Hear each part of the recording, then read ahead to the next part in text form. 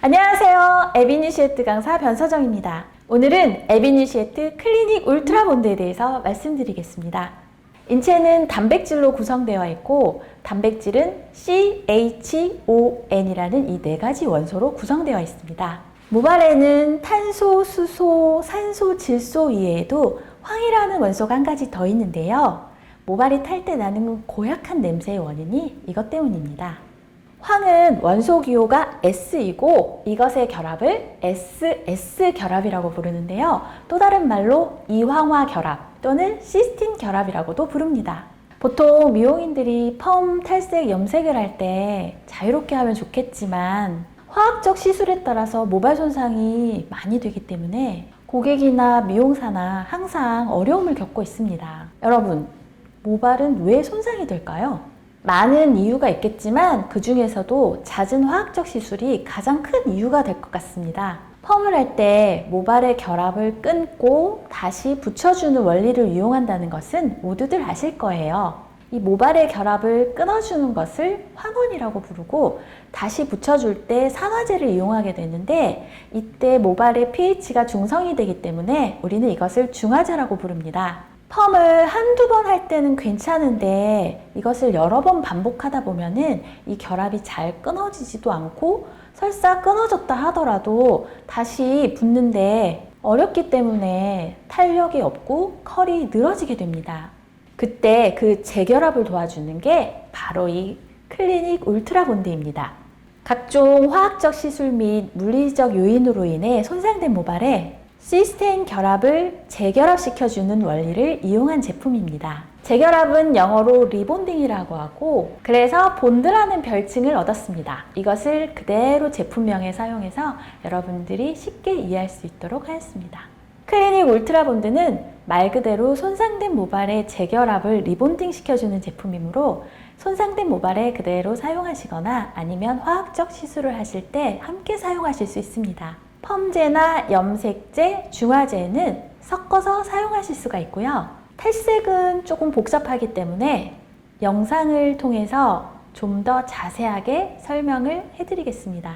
모발의 구성 성분은 80에서 90%가 단백질이고 멜라닌 색소는 겨우 3%만을 차지하고 있지만 그 3%가 모발의 한 곳에 뭉쳐져 있지 않고 단백질 안에 골고루 퍼져 있기 때문에 탈색을 하게 되면 색만 빠지는 것이 아니고 모발이 무너지게 되는 것입니다. 그래서 모발에 단백질을 보충해주면서 탈색을 하지 않고 그냥 탈색을 하시게 되면 색은 빠졌을지 몰라도 모발의 성질 자체가 변해버리기 때문에 모발이 제 기능을 못하고 색을 입혀도 금방 빠지고 급기야 모발이 뚝뚝 끊어져 나가게 되는 겁니다. 그래서 특히 탈색을 하실 때에는 모발 클리닉이 굉장히 중요한데요. 클리닉 울트라 본드를 잘 활용하시면 모발 손상을 줄이면서 탈색을 하실 수가 있습니다. 그럼 영상을 통해서 방법을 알려드리겠습니다. 버진 헤어를 처음 탈색할 때는 울트라 본드를 넣지 않습니다. 그 이유는 탈색하는 걸 방해할 수 있기 때문인데 1회 탈색 후 모발부터는 반드시 본드가 필요합니다.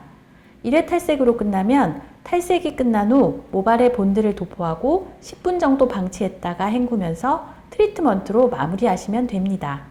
본드를 넣지 않았기 때문에 4개의 모다발 모두 차이가 없는 게 보이시죠? 2회 탈색부터는 탈색제에 본드를 섞어주시고 필요시 탈색모에 도포하거나 탈색 중간의 모발에 도포하셔도 됩니다. 이해를 돕기 위해 본드를 섞지 않은 모발과 비교하였습니다.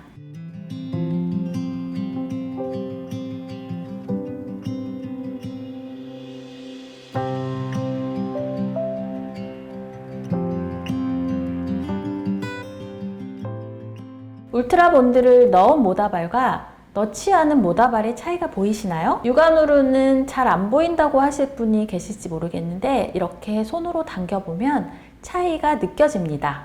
3회 탈색도 마찬가지 방법으로 하시면 됩니다. 3회 탈색은 특히나 단백질 손실이 많기 때문에 탈색제에 본드를 섞어주실 때 양을 좀 더 많이 하셔도 좋습니다. 본드를 넣는 이유는 모발 손상 때문이기도 하지만 또 한 가지는 수분이 마르면 탈색력이 떨어지기 때문에 수분감을 오래 유지시켜주는 데에도 본드가 도움이 됩니다. 탈색력은 높여주고 모발 손상도는 낮춰주니까 반드시 사용해 주셔야겠죠? 한 가지 주의할 사항은 너무 많은 양을 넣으면 탈색을 방해할 수도 있기 때문에 적당히 넣어주시는 거 잊지 마시고요.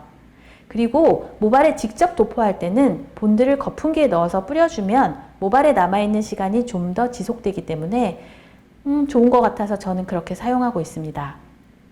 이것은 선택사항이니까 참고만 하시면 되고요. 요즘에는 모든 화학적 시술에 단백질을 넣어주는 것은 선택이 아닌 필수사항입니다. 다만 어떤 것을 넣는가 하는 것만이 선택사항인데요.